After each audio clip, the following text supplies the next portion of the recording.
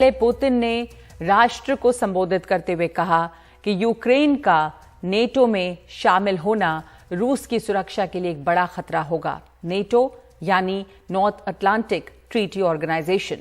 रूस ने नेटो पर विस्तारवाद के आरोप लगातार लगाए हैं। इसे अपनी सुरक्षा के लिए वो खतरा मानता है। किस तरह से जो ये आरोप लगे हैं उसका इतिहास क्या है, ये इस ग्राफिक के जरिए समझिए। अमेरिकी विदेश मंत्री तब के जेम्स बेकर और पूर्व सोवियत लीडर मिखाइल गोर्बाचेव के बीच 1990 में एक समझौता हुआ था।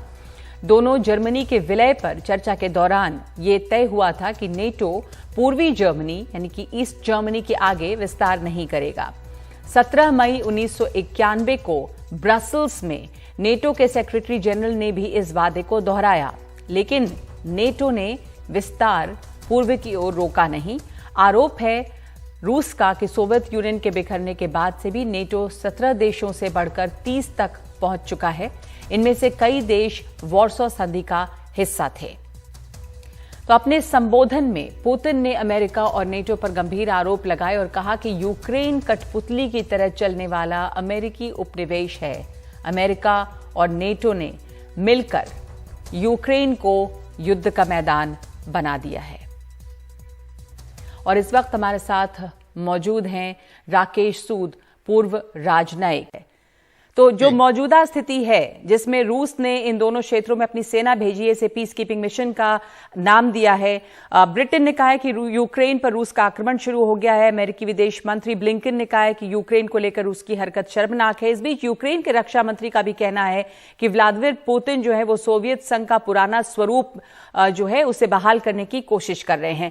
ये जो स्थिति आज की है लुहांस्क और डोनेट्स्क के बाद में, आपको लग रहा है कि अभी एक बड़े युद्ध का जो खतरा बना हुआ था वो और गहरा गया है?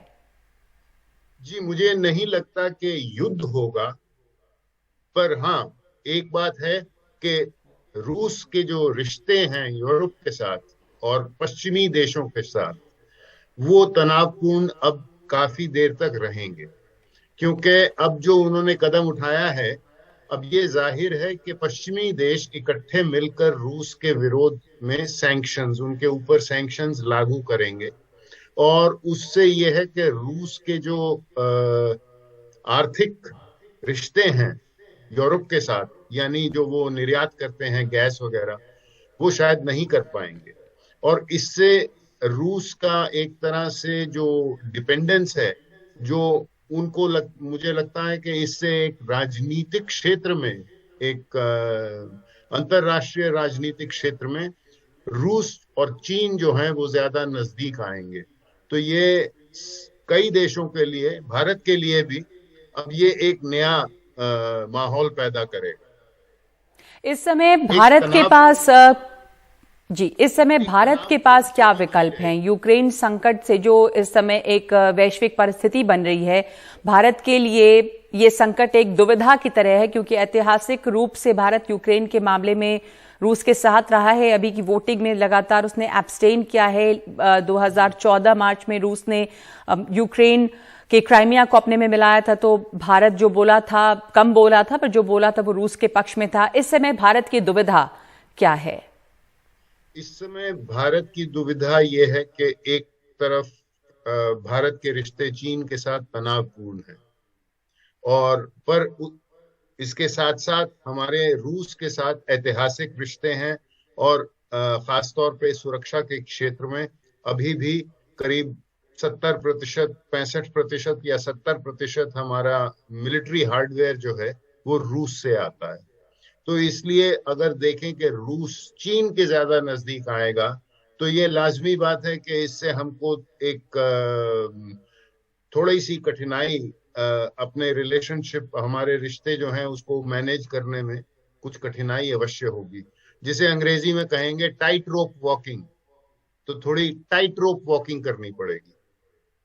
जी, और जब अमेरिका की तरफ से अब ये ऐलान हो गया है सैंक्शंस का, जैसा अमेरिका अक्सर करता है और पहले भी ये कहता आया और चेतावनी देता रहा कि सैंक्शंस लगेंगे, पर डोनेट्स्क और लुहांस्क इलाके जो जिनको गणतंत्र घोषित किया, पुतिन ने अपनी सेनाएं वहां भेजी पीस कीपिंग मिशन के तौर पे, अब उनके ऊपर प्रतिबंधों का ऐलान अमेरिका की तरफ से हुआ है। और बड़े प्रतिबंधों की भी आशंका जो है वो बनी हुई है। इसकी आर्थिक कीमत जो है वो यूरोप के लिए काफी रहेगी। फ्रांस और जर्मनी लगातार कूटनीति के जरिए इसका हल निकालने की कोशिश करते रहे हैं। आपको लग रहा है कि अब जो रिबेल टेरिटरीज के अगेंस्ट जो सैंक्शंस लगा है उसके बाद ये स्थिति कैसी बनेगी यहाँ पे, और यूरोप के लिए एक आर्थिक संकट खड़ा कर सकता है? जी, फ्रांस और जर्मनी के जो राजनीतिक हल की जिसकी अभी आपने चर्चा की, वो हल ये था कि ये दो प्रांत हैं, लुहांस्क और डोनेट्स्क, इन एक फेडरल स्ट्रक्चर यूक्रेन के अंदर एक उनके संविधान का संशोधन किया जाए ताकि एक फेडरल किस्म का स्ट्रक्चर बने।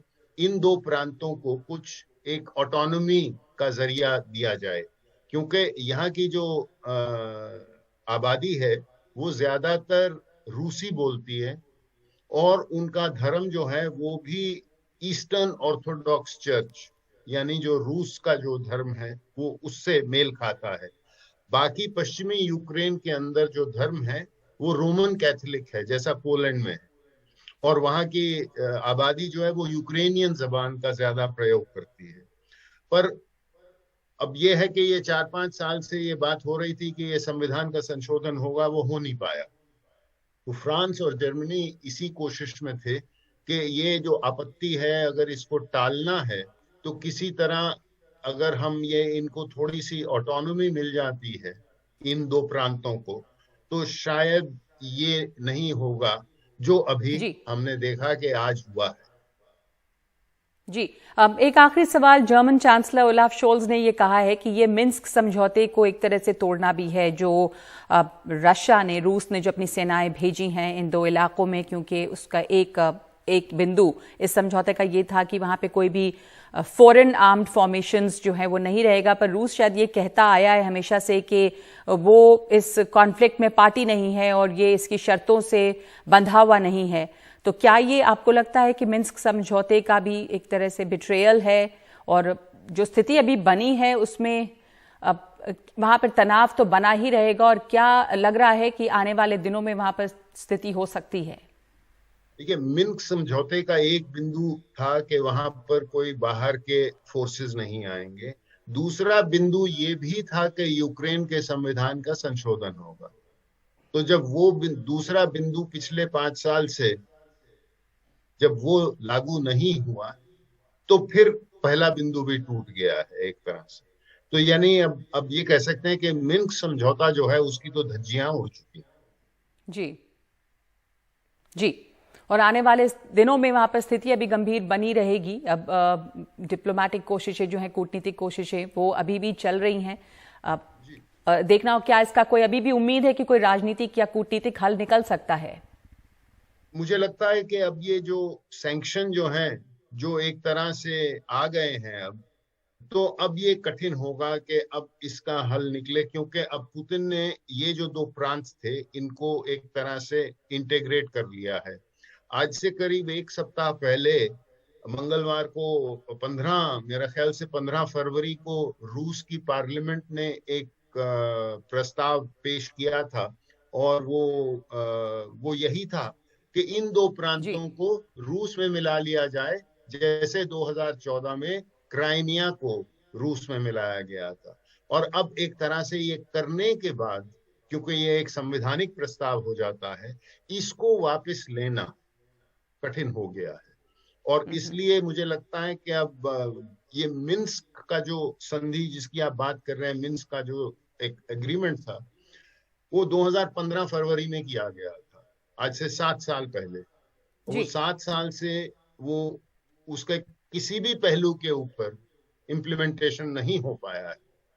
तो अब लाजमी बात है कि वो एग्रीमेंट जो है वो आज की तारीख में मायने नहीं रखता। तो आगे दिनों में मैं देखता हूं कि तनाव लगाए हैं। अब अमेरिका ने जो प्रतिबंध लगाए हैं उसके बाद से कूटनीतिक हल इसका क्या निकल सकता है, इसके ऊपर भी सवाल या निशान है। धन्यवाद आपका एम्बेसडर राकेश सूद इस चर्चा के लिए। तो यह है इस समय यूक्रेन और रूस और उस पूरे इलाके की हालत, तनाव जो है वहां पर बना हुआ है।